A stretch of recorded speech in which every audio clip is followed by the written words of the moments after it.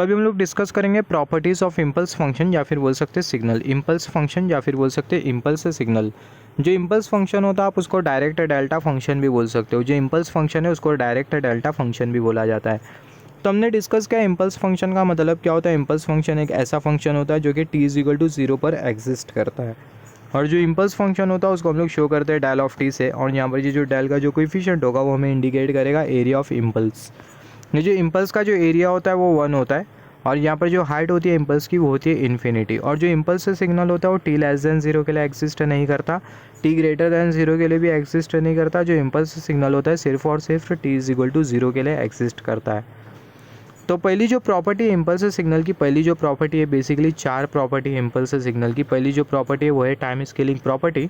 फिर उसके बाद दूसरी जो प्रॉपर्टी होने वाली है, just wait for a second, दूसरी जो प्रॉपर्टी होगी वो होगी प्रोडक्ट प्रॉपर्टी।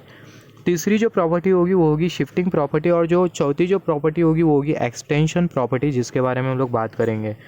तो पहली जो प्रॉपर्टी है वो है टाइम स्केलिंग प्रॉपर्टी। तो टाइम स्केलिंग प्रॉपर्टी स्टार्ट करने से पहले मैं आपको एक एग्जांपल देना चाहूँगा। हमने डिस्कस किया है टाइम स्केलिंग ऑपरेशन का मतलब क्या है। टाइम स्केलिंग ऑपरेशन में जो सिग्नल होता है उसका या तो कंप्रेशन होता है या तो एक्सपेंशन होता है। जो सिग्नल की जो एग्जिस्टिंग जो लिमिट होती है उसको हम लोग स्केलिंग फैक्टर के साथ डिवाइड कर देते हैं। तो यहाँ पर हमने कंसिडर किया ये सिग्नल x(t), और ये जो सिग्नल का जो एग्जिस्टेंस का जो ड्यूरेशन है वो है -6 से 4 के बीच में। और यहाँ पर ये जो सिग्नल है इसकी जो हाइट उसको हमने जो कंसिडर किया है, या फिर सिग्नल का जो मैग्नीट्यूड है उसको हमने कंसिडर किया 4। और यहाँ पर ये वाला जो सिग्नल है इस पर हमें स्केलिंग ऑपरेशन परफॉर्म करना, और हमें मैथमेटिकली दिया हुआ है x(2t). तो यहाँ पर ये जो 2 है वो हमें इंडिकेट करता है स्केलिंग फैक्टर। तो यहाँ पर ये जो एग्जिस्टिंग लिमिट होगी उसको अगर हम लोग 2 के साथ डिवाइड करें तो हमें स्केलिंग ऑपरेशन के बाद हमें जो लिमिट मिलेंगी वो मिलेगी -3 और 2। हैंस ये जो सिग्नल का जो एग्जिस्टेंस का जो ड्यूरेशन होगा वो होगा -3 और 2 के बीच में, और जो सिग्नल का जो मैग्नीट्यूड होगा वो एज इट इज़ होगा जो कि होगा 4। तो यहाँ पर ये जो हमने जो सिग्नल जो कंसिडर किया है जो कि हमें मिला टाइम स्केलिंग ऑपरेशन के बाद, और यहाँ पर ये सिग्नल है जो कि टाइम स्केलिंग ऑपरेशन से पहला हमारे पास था। यहाँ पर ये वाले सिग्नल पर हमने टाइम स्केलिंग ऑपरेशन परफॉर्म किया, जिसके वजह से हमें रिजल्टेंट सिग्नल कुछ इस तरीके से मिला।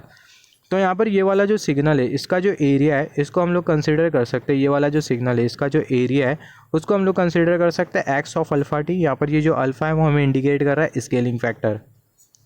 तो यहाँ पर इसका जो एरिया होगा, ये जो इसका जो एरिया होगा जिसको हमने कंसिडर किया एरिया x(α_t), ये बराबर में होगा 1 divided by mod alpha into area of this signal जो कि है x(t), एरिया ऑफ x(t).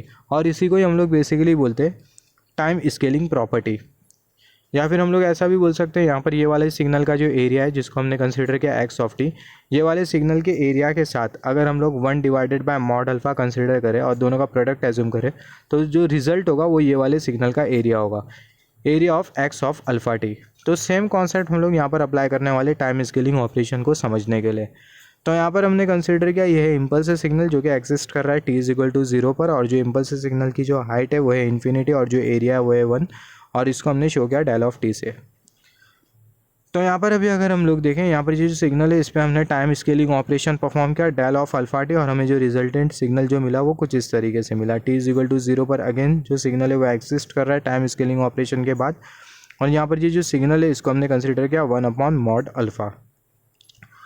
तो यहाँ पर अभी अगर हम लोग देखें यहाँ पर ये वाला जो इम्पल्स सिग्नल है डेल ऑफ टी, यहाँ पर ये जो सिग्नल है डेल ऑफ टी, ये del of t impulse signal, इसके साथ अगर हम लोग 1/mod अल्फ़ा का अगर हम लोग प्रोडक्ट कंसिडर करें तो जो रिजल्टेंट सिग्नल होगा वो होगा डेल ऑफ अल्फ़ा टी, जो कि ये वाला सिग्नल है। तो ये जो प्रॉपर्टी होती है इसी को ही हम लोग बेसिकली बोलते हैं time scaling property. This property is called as time scaling property.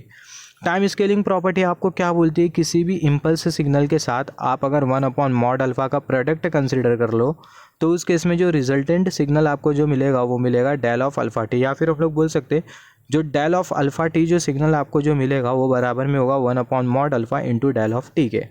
बस इतनी सी है ये प्रॉपर्टी जिसको हम लोग बोलते हैं time scaling property of impulse signal. This property is time scaling property of impulse signal. यहाँ पर अभी हम लोग दूसरी प्रॉपर्टी के बारे में डिस्कस करेंगे जिसको हम लोग बेसिकली बोलते हैं product property of impulse function. तो यहाँ पर हमने कंसिडर किया ये है इम्पल्स फंक्शन। यहाँ पर अभी अगर हम लोग देखें यहाँ पर इम्पल्स फंक्शन बेसिकली नहीं है, यहाँ पर हमने कंसिडर किया यह है नॉन कॉजल सिग्नल। यहाँ पर ये जो सिग्नल है वो नॉन कॉजल सिग्नल है क्योंकि t 0 के लिए भी एग्जिस्ट कर रहा है और t 0 के लिए भी एग्जिस्ट कर रहा है।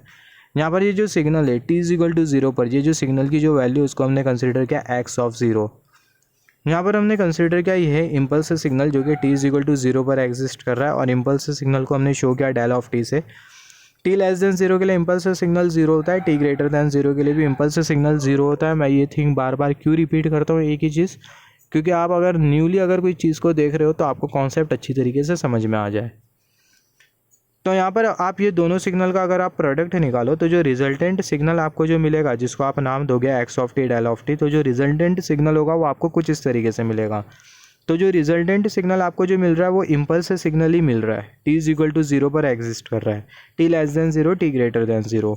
तो जो रिजल्टेंट सिग्नल है वो हमें इम्पल्स सिग्नल ही मिल रहा है। तो यहाँ पर हमें इम्पल्स सिग्नल क्यों मिल रहा है, और यहाँ पर ये जो इम्पल्स सिग्नल का जो एरिया होगा वो होगा एक्स ऑफ 0। तो यहाँ पर जो रिजल्टेंट सिग्नल जो हमें जो मिल रहा है वो इस तरीके से क्यों मिल रहा है, क्योंकि अगर हम लोग देखें यहाँ पर जो सिग्नल की जो वैल्यू है वो है 1, यहाँ पर सिग्नल की वैल्यू है 0, दोनों का प्रोडक्ट निकाले 0। यहाँ पर सिग्नल की वैल्यू t ग्रेटर दैन 0 के लिए ये सिग्नल की वैल्यू है 1, t ग्रेटर दैन 0 के लिए इम्पल्स सिग्नल की वैल्यू है 0, 1 0, दोनों का प्रोडक्ट निकाले आपको मिल जाएगा 0। तो यहाँ पर भी सिग्नल 0, यहाँ पर भी सिग्नल 0, मगर t इज इक्वल टू 0 पर इम्पल्स सिग्नल एग्जिस्ट कर रहा है। t इज इक्वल टू 0 पर ये वाला जो सिग्नल है इसकी जो वैल्यू है वो है x ऑफ 0 के बराबर। तो t इज इक्वल टू 0 पर दोनों जो सिग्नल है उसकी जो वैल्यू है वो है नॉन ज़ीरो, हैंस जो रिजल्टेंट सिग्नल हमें जो मिलेगा वो कुछ इस तरीके से मिलेगा, जो कि होगा इम्पल्स सिग्नल, जिसको आप डायरेक्ट डेल्टा सिग्नल भी बोलते हो। और यहाँ पर ये जो सिग्नल का जो एरिया होगा वो होगा x ऑफ 0, जो कि ये वाले सिग्नल की वैल्यू थी t इज इक्वल टू 0 पर। हमने डिस्कस किया था ये वाले सिग्नल की जो वैल्यू है t इज इक्वल टू 0 पर वो है x ऑफ 0। तो हम लोग लिख सकते हैं x of t into del of t is equal to x of 0 into del of t. इसका मतलब क्या है, कोई भी प्रोडक्ट प्रॉपर्टी आपको क्या बोलती है, सिंपल सी प्रॉपर्टी है। प्रोडक्ट प्रॉपर्टी के हिसाब से कोई भी रैंडम सिग्नल को आप अगर मल्टीप्लाई करते हो इम्पल्स सिग्नल के साथ, तो आपको जो रिजल्टेंट सिग्नल जो मिलेगा वो इम्पल्स सिग्नल ही मिलेगा। जो रिजल्टेंट सिग्नल जो मिलेगा वो इम्पल्स सिग्नल ही मिलेगा, मगर वो जो इम्पल्स सिग्नल का जो एरिया होगा वो एग्जैक्टली बराबर में होगा वो रैंडम सिग्नल के वैल्यू के t इज इक्वल टू 0 पर जो है। As per the product property if we multiply any random signal, कोई भी random signal x of t को अगर हम लोग मल्टीप्लाई करते हैं इम्पल्स सिग्नल के साथ, तो जो रिजल्टेंट सिग्नल होगा वो इम्पल्स सिग्नल ही होगा। जो एरिया होगा इम्पल्स सिग्नल का वो एग्जैक्टली बराबर में होगा वो रैंडम सिग्नल के वैल्यू के t इज इक्वल टू 0 पर। यहाँ पर ये जो रैंडम सिग्नल है इसकी जो वैल्यू है t इज इक्वल टू 0 पर वो कितनी है, x ऑफ 0। और यहाँ पर ये दोनों सिग्नल का हमने प्रोडक्ट निकाला, तो जो रिजल्टेंट सिग्नल हमें जो मिला वो इम्पल्स सिग्नल मिला, और ये जो इम्पल्स सिग्नल का जो एरिया है वो बराबर में x ऑफ 0 के। और यहाँ पर ये जो x ऑफ 0 है क्या, यहाँ पर ये जो रैंडम सिग्नल है t इज इक्वल टू 0 पर, यह रैंडम सिग्नल की जो वैल्यू है वो है x ऑफ 0। तो मैं फिर से रिपीट कर देता हूँ, प्रोडक्ट प्रॉपर्टी के हिसाब से कोई भी रैंडम सिग्नल को इम्पल्स सिग्नल के साथ मल्टीप्लाई करो तो जो रिजल्टेंट सिग्नल आपको जो मिलेगा वो इम्पल्स सिग्नल ही मिलेगा, और जो इम्पल्स सिग्नल का जो एरिया होगा वह एग्जैक्टली बराबर में होगा वो जो रैंडम सिग्नल है उसकी जो वैल्यू है t इज इक्वल टू 0 पर उसके। तो इसको हमने यहाँ पर कुछ इस तरीके से लिखा x of t into del of t is equal to x of 0 into del of t. तो यहाँ पर जो रिजल्टेंट सिग्नल होगा वो इम्पल्स सिग्नल होगा। यहाँ पर ये मैथमेटिकल रिलेशन आपको क्या इंडिकेट कर रहा है, किसी रैंडम सिग्नल को इम्पल्स सिग्नल के साथ मल्टीप्लाई कर दो, प्रोडक्ट कर दो, तो रिजल्टेंट आपको इम्पल्स सिग्नल ही मिलेगा। जो इम्पल्स सिग्नल का जो एरिया होगा वह एग्जैक्टली बराबर में होगा वो जो रैंडम सिग्नल उसकी जो वैल्यू है t इज इक्वल टू 0 पर उसके। तो यहाँ पर हमने कंसिडर किया x ऑफ 0। सिमिलरली यहाँ पर अभी अगर हमारे पास शिफ्टेड इम्पल्स दिया हो तो x of t into del of t minus t naught, अगर हमें शिफ्टेड इम्पल्स दिया हो तो ऐसे केस में हम लोग क्या करेंगे, सबसे पहला जो t माइनस टी नॉट है उसको हम लोग 0 के साथ इक्वेट कर देंगे, तो हमें मिल जाएगा t is equal to t naught. और हमें पता है जो रिजल्टेंट सिग्नल होगा वो ये शिफ्टेड इम्पल्स ही होगा, जो कि होगा del of t minus t naught. और यहाँ पर अभी अगर हम लोग देखें, यहाँ पर ये जो t है इसके जगह हम लोग पुट कर देंगे टी नॉट, तो हमें मिल जाएगा x of t naught. As simple as that, एकदम सिंपल सा कॉन्सेप्ट है। यहाँ पर हमने शिफ्टेड इम्पल्स कंसीडर किया है del of t minus t naught को 0 के साथ इक्वेट किया, हमें मिला t is equal to t naught. Resultant signal shifted signal ही मिलेगा, जो कि होगा shifted impulse del of t minus t naught. और यहाँ पर हमें जो टी नॉट जो मिला उसको हम लोग यहाँ पर t के जगह पुट कर देंगे, तो हमें मिल जाएगा x ऑफ टी नॉट। तो यहाँ पर ये जो प्रॉपर्टी है इसी को ही हम लोग बेसिकली बोलते हैं प्रोडक्ट प्रॉपर्टी। तीसरी जो प्रॉपर्टी है उसको हम लोग बोलते हैं shifting property of impulse signal. तो शिफ्टिंग प्रॉपर्टी को हम लोग जो समझेंगे वो ये दोनों ये मैथमेटिकल रिलेशन के हेल्प से या फिर बोल सकते हैं प्रॉपर्टी के हेल्प से, प्रोडक्ट प्रॉपर्टी के हेल्प से ही हमें ऑब्टेन करना है shifting property. Shifting property of impulse signal, तो यहाँ पर हमने कंसिडर किया product property x of t into del of t is equal to x of zero into del of t. यहाँ पर इसको अगर हम लोग इंटीग्रेट करते तो हमें क्या मिल जाएगा, integral x of t into del of t, और यहाँ पर हमने कंसिडर किया d t lower limit minus infinity upper limit plus infinity is equal to integral हमने यहाँ पर कंसिडर किया x of zero del of t lower limit minus infinity upper limit plus infinity. यहाँ पर ये जो एक्स ऑफ जीरो उसको हम लोग इंटीग्रल के बाहर ले लेंगे, तो यहाँ पर उसको हमने इंटीग्रल के बाहर ले लिया। यहाँ पर ये हमने कंसिडर किया इंटीग्रल की sign lower limit minus infinity upper limit plus infinity del of t into d t. यहाँ पर अभी अगर हम लोग देखें, जैसे कि हमने डिस्कस किया था जब हम लोग इम्पल्स सिग्नल का कॉन्सेप्ट हम लोग पढ़ रहे थे, तब हमने डिस्कस किया था जो इंटीग्रल फॉर्म होता है इम्पल्स सिग्नल का वो कुछ इस तरीके से होता है। इंटीग्रेशन की साइन होती है lower limit minus infinity upper limit plus infinity del of t into d t, और ये जो पूरा जो इंटीग्रल होता है 1 के बराबर में होता है। तो यहाँ पर ये जो आपको जो इंटीग्रल दिखाई दे रहा है, integral lower limit minus infinity upper limit plus infinity del of t into d t, ये पूरा जो इंटीग्रल होगा बराबर में होगा 1 के। तो एक्स ऑफ जीरो इंटू 1 मिल जाएगा आपको, जो कि अल्टीमेटली होगा एक्स ऑफ जीरो। तो जो शिफ्टिंग प्रॉपर्टी होती है आप उसको मैथमेटिकली कुछ इस तरीके से लिखोगे। यहाँ पर ये integral lower limit minus infinity upper limit plus infinity x of t into del of t is equal to x of zero. तो जो प्रॉपर्टी होती है इसको हम लोग बोलते हैं shifting property of impulse signal. तो जो हमने जो शिफ्टिंग प्रॉपर्टी कंसिडर करी है इम्पल्स सिग्नल की, इसके हम लोग कुछ एग्जाम्पल्स भी कंसिडर करेंगे। सिमिलरली यहाँ पर हमने कंसिडर किया शिफ्टेड इम्पल्स का केस। यहाँ पर ये integral x of t into del of t minus t naught, मतलब यहाँ पर ये वाला हमने जो ऑब्टेन किया था प्रोडक्ट प्रॉपर्टी का, शिफ्टेड इम्पल्स के लिए हमने जो प्रोडक्ट प्रॉपर्टी जो ऑब्टेन करी थी उसी को ही हम लोग यहाँ पर कंसिडर करें। ये पूरे को हमने यहाँ पर कंसिडर किया x of t into del of t minus t naught, जो लोअर लिमिट है वो है minus infinity upper limit plus infinity is equal to integral x of t naught del of t minus t naught into d t, जो lower limit है वो है minus infinity upper limit है plus infinity. ये जो x of t not है उसको हम लोग इंटीग्रल के बाहर ले लेंगे, और यहाँ पर ये इंटीग्रेशन की sign lower limit minus infinity upper limit plus infinity del of t minus t naught, और यहाँ पर हमने कंसिडर किया डी टी। सिमिलरली यहाँ पर अगर हम लोग देखें जो पूरा जो इंटीग्रल होगा 1 के बराबर में हो जाएगा, तो हमें मिल जाएगा x of t naught into 1। Ultimately हमें मिल जाएगा integration lower limit minus infinity upper limit plus infinity x of t into del of t is equal to x of t naught. तो यहाँ पर ये भी हमने ऑब्टेन किया shifting property for the shifted impulse. तो यहाँ पर हमने 3 प्रॉपर्टी के बारे में डिस्कस किया। यहाँ पर ये हमने जो शिफ्टिंग प्रॉपर्टी जो हमने जो ऑब्टेन किया है, ये वाली शिफ्टिंग प्रॉपर्टी और ये वाली शिफ्टिंग प्रॉपर्टी, इसके ऊपर हम लोग कुछ एग्जांपल्स भी कंसिडर करेंगे।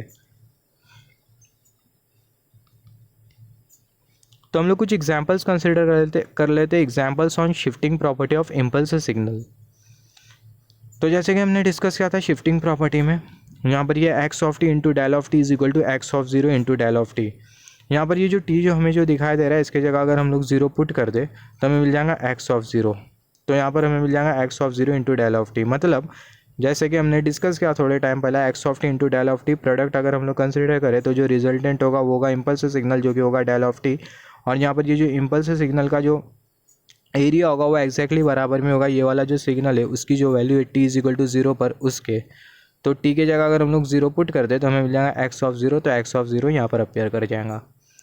Similarly x of t into del of t minus t naught is equal to x of t naught del of t minus t naught. Similarly यहाँ पर ये शिफ्टेड इम्पल्स का केस हमने कंसिडर किया, t minus t naught को zero के साथ equate कर दे तो हमें मिल जाएगा t is equal to t not. यहाँ पर ये दोनों का प्रोडक्ट कंसिडर करें तो जो रिजल्ट होगा वो होगा shifted impulse del of t minus t naught, और यहाँ पर अगर हम लोग देखें टी की जगह हम लोग पुट कर देंगे टी नॉट, हमें मिल जाएगा एक्स ऑफ टी नॉट, तो एक्स ऑफ टी नॉट यहाँ पर आ जाएगा।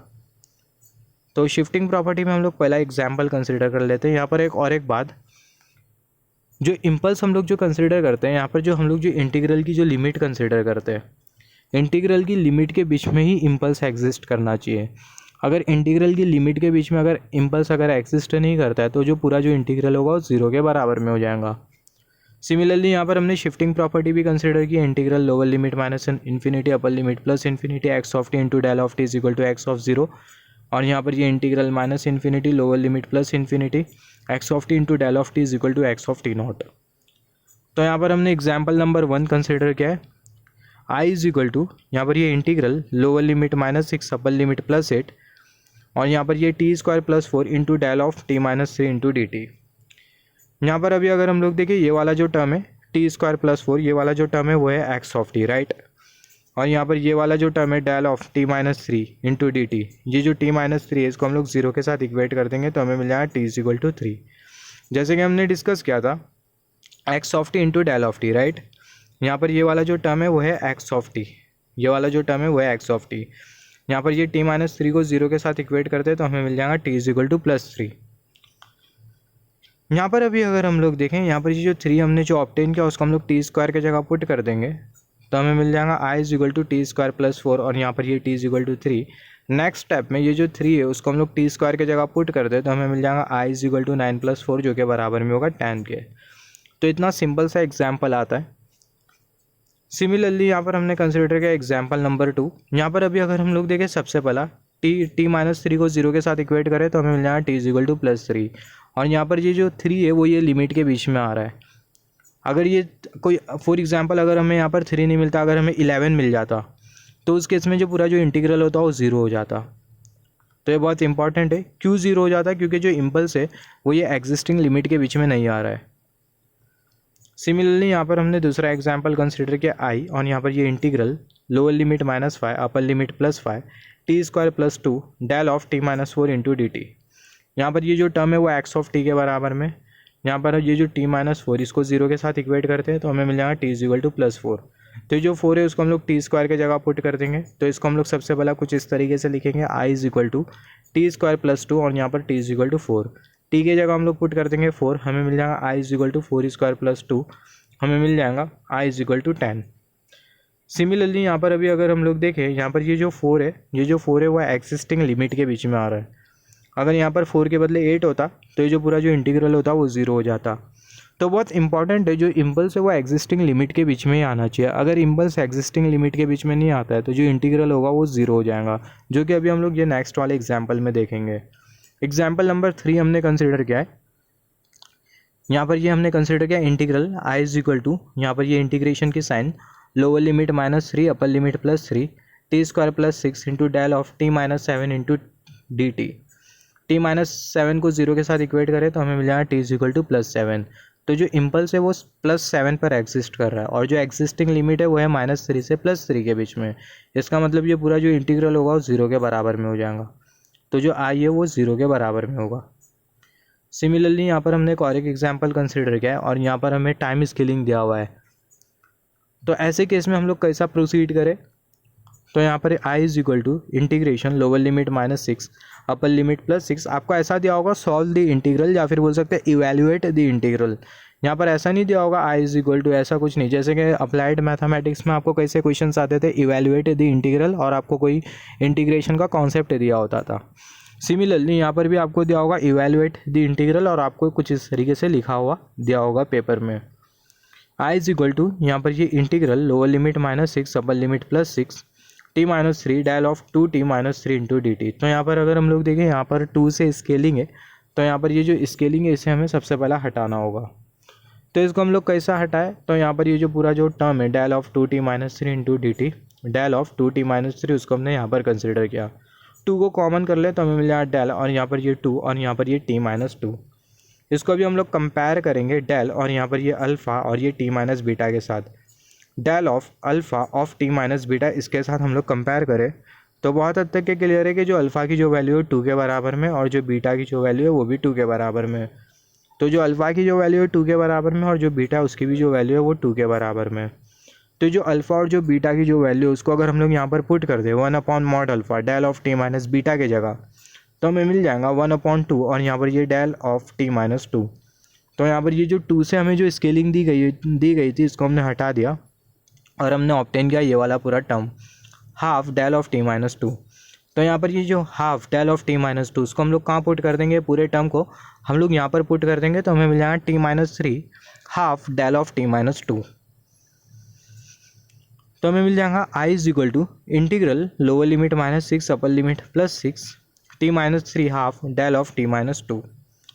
सिमिलरली यहाँ पर अभी अगर हम लोग देखें यहाँ पर ये जो हाफ होगा उसको हम लोग इंटीग्रल के बाहर ले लेंगे टी माइनस टू को 0 के साथ इक्वेट करें तो हमें मिल जाएगा t is equal two plus two, T के जगह हम लोग पुट कर देंगे 2।